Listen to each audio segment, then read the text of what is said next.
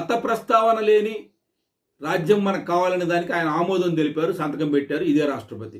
ఇదే రాష్ట్రపతి గారు 1950లో ఏం చేశారు, ఆగస్టు 10న ఆయన ఇక్కడ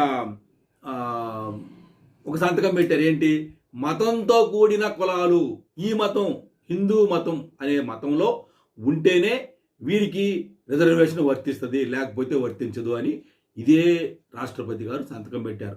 దానికి అప్పుడు మరి ఆయన సంతకం పెట్టారంటే రాష్ట్రపతి మనకు తెలియదు ఏముంది, ఆ రోజున్న గవర్నమెంట్ కాంగ్రెస్ గవర్నమెంట్, ఆ రోజు జవహర్లాల్ నెహ్రూ గారి గవర్నమెంట్ ఉంది. జవహర్లాల్ నెహ్రూ గారి క్యాబినెట్ ఆమోదిస్తేనే కదా జరిగేది, అది క్యాబినెట్ ఆమోదించారు. ఈయన ఇష్టం ఉన్నా లేకపోయినా, ఇప్పుడు ఆయన మీద కూడా మనం వేయటానికి వీలు లేదు, ఇష్టం ఉన్నా లేకపోయినా సంతకం పెట్టాలి, ఎందుకంటే మరి గవర్నమెంట్ పంపించింది కాబట్టి సంతకం పెట్టేశాడు. కాబట్టి ఇప్పుడు ఇక్కడ మనకు క్లియర్గా అర్థమవుతా ఉంది ఏంటంటే, బాబు రాజేంద్ర ప్రసాద్ గారు సంతకం అక్కడ పెట్టారు, ఏది మతం వద్దని, ఇక్కడ మతం కావాలని పెట్టారు.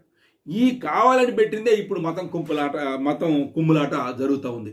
ఈ 341 ఆర్టికల్లో ఏం చెప్పారు, రాష్ట్రపతి ఏదైనా రాష్ట్రం లేదా కేంద్ర పాలిత ప్రాంతానికి సంబంధించి ఒక పబ్లిక్ నోటిఫికేషన్ ద్వారా ఏ కులాలను, జాతులను లేదా తెగలను షెడ్యూల్డ్ కులాల్లో ప్రకటించాలని నిర్ణయిస్తారు. ఏ కులాలను, జాతులను లేదా తెగలు, అంతే, కులాలు, జాతులు, తెగలు తప్ప మతం అనేది లేదు ఇక్కడ.